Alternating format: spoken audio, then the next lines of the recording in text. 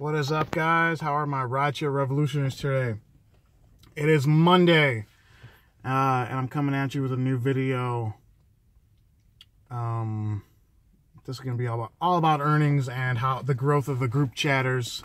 So just thought I'd share something with you. My beard is getting back to where, like, I had a beard down to my chest this time last year, and it was like firm, right? And it's getting back there now. Like, this is like a heavy wooden comb, as you guys can see there.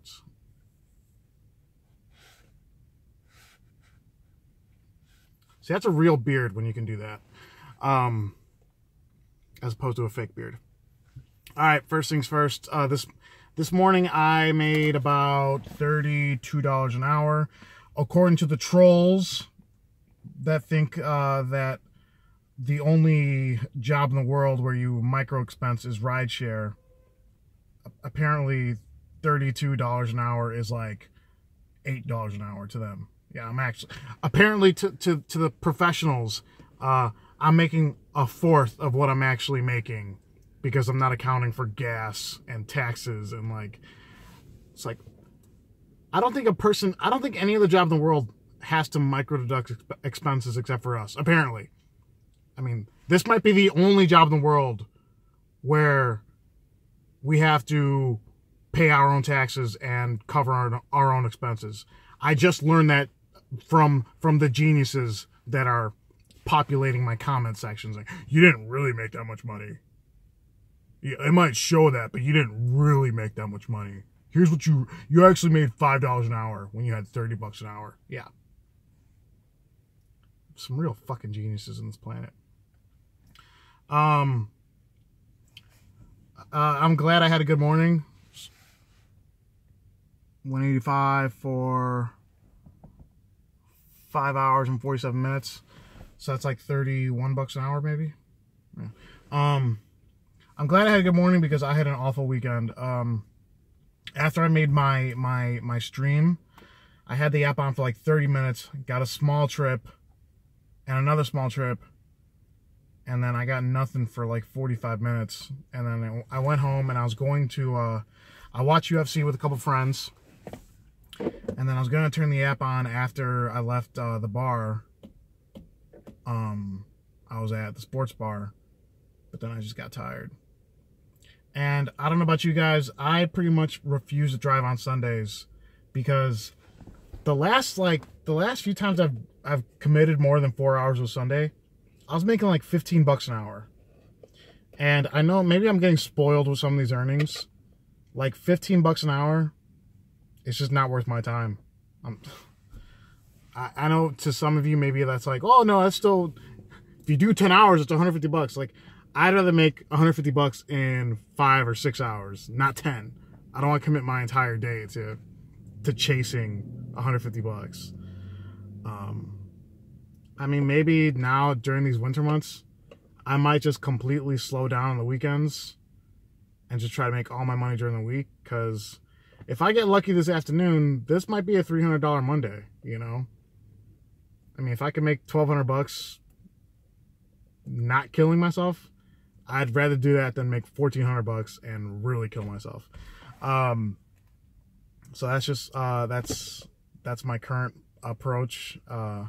I mean, I'm still gonna be putting all the hours in, you know, I'm probably still gonna be at 50 or around 50 hours a week, just not dealing with a whole day on Saturday and not even going near the app on Sundays, you know, because Sundays are just not worth it.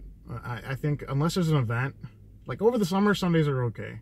Lately, just horrible. Super Bowl Sunday might be different, I hope. I don't know. So now that's out of the way, I have to give props to my some of the members of my group chat. So first things first, this is one of the newbie drivers that's on the group chat. He's also got his own YouTube channel, Uber Tracks. He's only doing this 3 weeks, maybe, right? Check that out. That's his third week, 932. And on the group chat today, he said that he had a rollover amount for 46 bucks, so close to 980. for a week. Not bad. This is another one of my group chat members right here. Marcel, he made 985 bucks. Also, not bad. Hey, Marcel, check your Snapchats, huh? And that's, I think he didn't even do 40 hours, so that's pretty good. But now to probably the top earner in the fucking city, or in the state, maybe. This guy is a killer. This is Manny. He's also part of the group chat. On Lyft, because here's what Manny does. Maybe he might get mad if he explains this. Manny only does Lyft Premier rides on Lyft. So he just kind of lets the app run, and whenever he gets a select ride, he'll take it. So for select, he made $5.93. For Lyft, he made $5.93, right? And then on Uber, he made $12.19 for last week, right? So an 1,800 plus week for one of my subs and one of my group chat members. I mean, that's some real shit right there. I mean, you know, he worked for it. That's the whole point of this video, or of this channel. Like I've said this time and again. If you want money, you get your ass in the seat, you put your foot on the gas, and you drive, and you make money. You complain less, work more. That's the big trick. That's the big secret. That's how I maintain high-ish earnings. Well, compared to Manny, not really, but that's the trick, is being self-motivated, knowing the market. If you do that, you will make money in this market. I cannot promise you you'll make that much money in Nashville. I cannot promise you you'll make that much money in fucking Poughkeepsie. In Chicago, if you have the right mindset and you're willing to work for it, and you know the market, you will make money. I just showed you the guys in my group chat are doing it. And one of those guys is like brand new to rideshare. Marcel's been doing it for a little while, but like, and man, he's fucking making 75, 80 grand a year doing this. So it's possible. And that's all I'm going to talk to you about on earnings. One thing I wanted to discuss was like some of the this is something purely hypothetical. What are some of the things that I would do if I ran Uber? What would make Uber like a profitable company and make it like a good experience for drivers? And I have a couple ideas. The first one is about pools. I think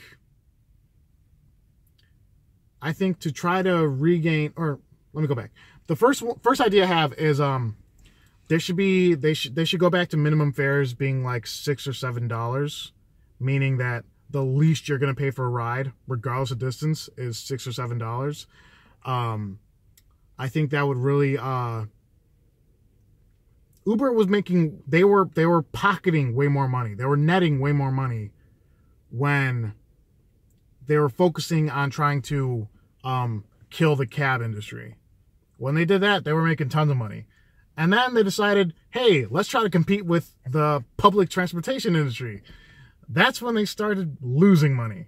Because if you have a minimum fare of like $7, the people that cannot afford to take Ubers, they're going to go back to taking the bus.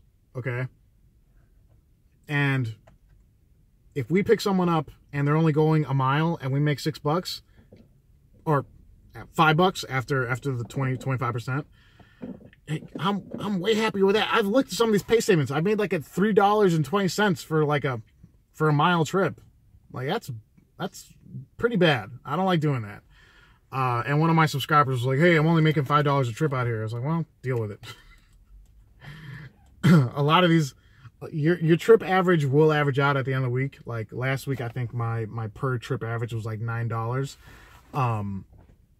That's just how it is. Sometimes you get lengthy, well-paying trips, but a good ton of them, a good amount of them will be shorter rides. So that's my first idea is minimum fares should be $6 or $7. For pools, here's what I suggest. I think pool rides Oh my God, I got another crack in my windshield. Wow. My God, I have the worst luck. Sorry, guys. I just realized I have another crack in my windshield. That's 2. Like 7 inches apart from each other. I know when it happened too. I heard a clink. Okay, second idea. Gotta stay positive.